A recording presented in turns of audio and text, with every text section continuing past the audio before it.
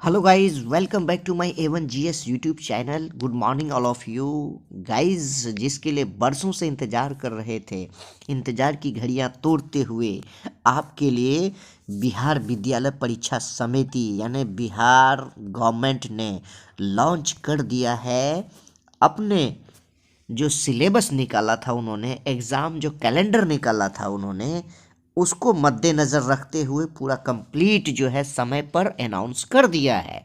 तो ये क्या है भाई? तो ये है, बहुत बड़ी चीज़ है, एस्टेट है भाई। क्या है? एस्टेट।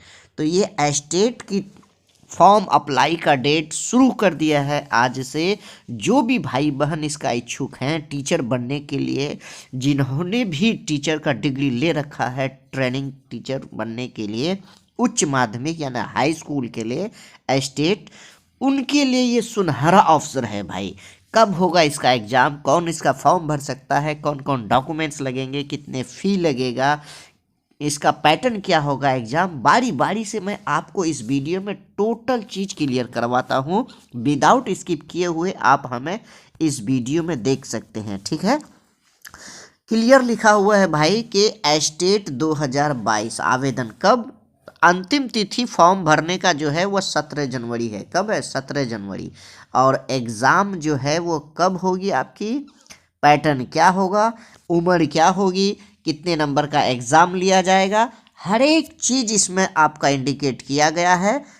फॉर्म कैसे भरेंगे? फॉर्म मेरे द्वारा A1GS यूट्यूब चैनल के द्वारा भी भराया जाएगा।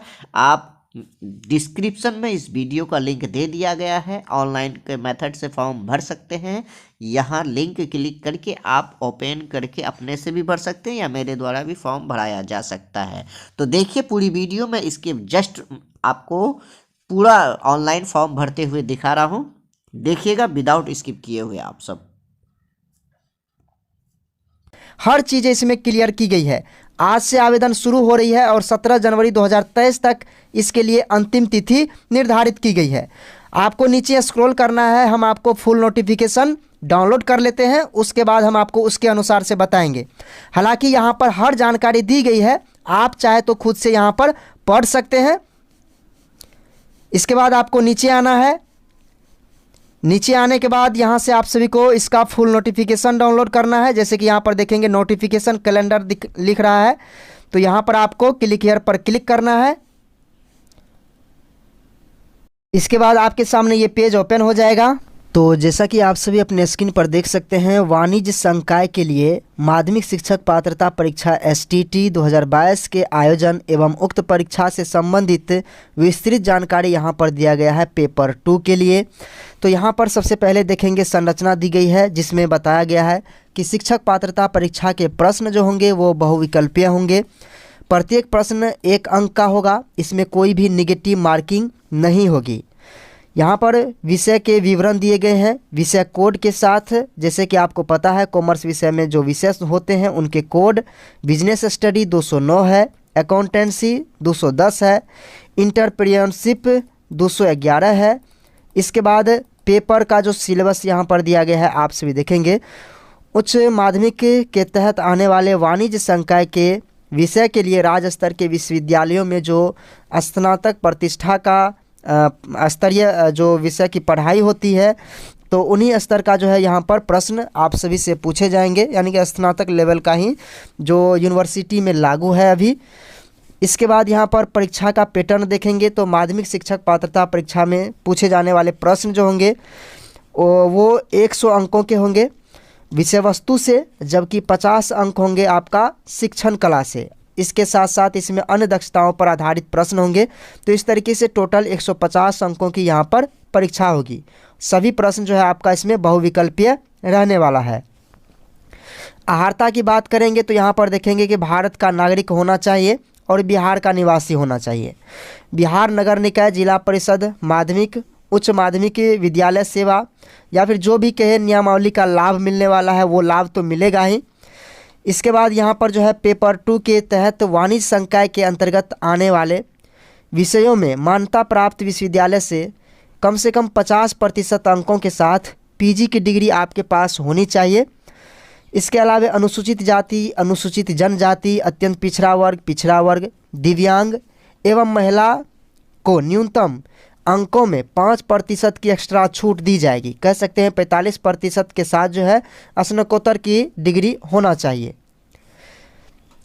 और किसको किसको छूट यहाँ पर मिल रही है वो चीज़ें यहाँ पर नीचे बताई गई है। तो सबसे पहले यहाँ पर एक और पॉइंट है, देख लीजिए। माध्यमिक शिक्षक पात्रता परीक्षा 2022 में सम्मिलित होने के लिए अभ्यर्थियों को आवेदन की तिथि तक प्रशैक्षणिक बीएड की डिग्री धारिता करना अनिवार्य है। अगर मान लीजिए कि 17 जनवरी तक जो है ऑनलाइन आवेदन की अंतिम तिथि रखी गई है, तो 17 जनवरी 2023 से पहले आपके पास जो है सभी डिग्री होना अनिवार्य है। साथ ही साथ बीएड प्रशिक्षण का जो डिग्री है वो आपके हाथों में होना चाहिए, क्योंकि यहाँ पर प्रमाण पत्र जो है आपको अपलोड करना होगा, जिसका विवरण जो है हम आपको आगे बताएंगे। इसके बाद देखेंगे उम्र सीमा में छूट। तो यहाँ पर माध्यमिक शिक्षक पात्रता परीक्षा 2022 में सम्मिलित होने हेतु यहाँ पर 2022 ही लिखा हुआ है, क्योंकि यह 2022 का नोटिफिकेशन ही है जो कि 23 में आया है, ऐसा कह सकते हैं। इसलिए जो है आयु सीमा का जो काउंटिंग होगा वो 1 अगस्त 2022 को यहाँ पर देखेंगे न्यूनतम आयु सीमा 21 वर्ष होनी चाहिए। सभी कोटि के प्रशिक्षित उम्मीदवारों को अधिकतम आयु सीमा में 10 वर्ष की छूट दी जाएगी। 10 वर्ष की छूट सभी कोटि के अभ्यर्थी को यहाँ पर मिलेगी। इसके बाद नीचे आते हैं तो आप सभी देखेंगे बिहार सरकार के नियमानुसार जो संकल्प संख्या 294 दिनांक 7/11/2016 द्वारा प्रकाशित किए गए हैं। तो यहाँ पर जो है उस प्रावधान के अनुसार कोटिवार उम्मीदवारों की अधिकतम आयु सीमा जो है यहाँ पर निर्धारित की गई है। जो पुरुष होंगे जनरल कैटेगरी के 37 वर्ष, जनरल कैटेगरी के महिला के लिए 40 वर्ष, इसके बाद महिला पुरुष पिछड़ा वर्ग के बीसी कैंडिडेट के लिए 40 वर्ष, ईबीसी कैंडिडेट मेल और फीमेल दोनों के लिए 40 वर्ष, अनुसूचित जाति मेल फीमेल दोनों के लिए यहाँ पर 42 वर्ष, अनुसूचित जनजाति के लिए मेल फीमेल दोनों के लिए 42 वर्ष अधिकतम आयु सीमा यहाँ पर निर्धारित की गई है। इसके बाद यहाँ पर देखेंगे कि आयु सीमा में जो है यहाँ पर दिव्यांग कैंडिडेट को 10 वर्ष की छूट दी जाएगी। इसके बाद यहाँ पर देखेंगे और भी प्रावधान है, अलग अलग कैटेगरी को जो है अलग अलग तरीके से छूट दी जाएगी, वो चीज़ें भी यहाँ पर बताया गया है। जो भी भूतपूर्व सैनिक अभ्यर्थी है उनको अधिकतम उम्र सीमा में 3 वर्ष की एक्स्ट्रा छूट मिलेगी। इसके बाद और भी यहाँ पर जो है रियायत जो है दी गई है, आप चाहे तो इसको पढ़ सकते हैं।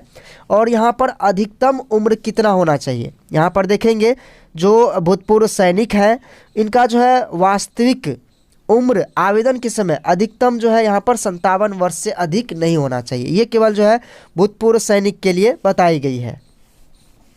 अब यहाँ पर देखिए न्यूनतम अंक कितना होना चाहिए किस कैटेगरी के लिए, वो चीज़ें यहाँ पर बताई गई है जो 2007 के अनुसार ही यहाँ पर दिया गया है।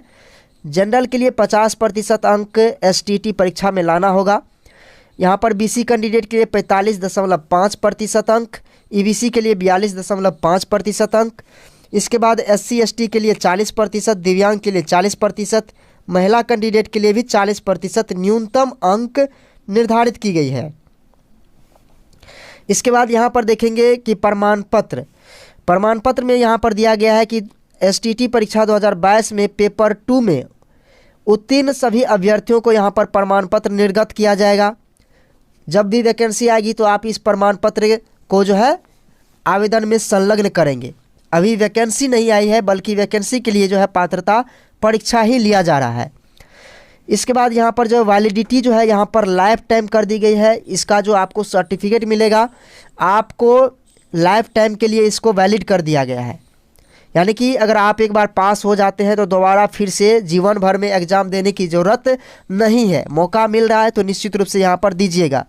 इसके बाद यहाँ पर नॉर्मलाइजेशन की भी प्रक्रिया अपनाई जाएगी। हो सकता है अलग अलग शिफ्टों में जो है यह परीक्षा लिया जाए, तो अलग अलग स्तर में लिया जाएगा, तो प्रश्न का लेवल भी अलग अलग होगा अलग अलग शिफ्टों में, जिससे जो है यहाँ पर नॉर्मलाइजेशन विधि अपनाई जाती है ताकि किसी विशेष पाली के अभ्यर्थी को कोई लाभ या कोई हानि न हो।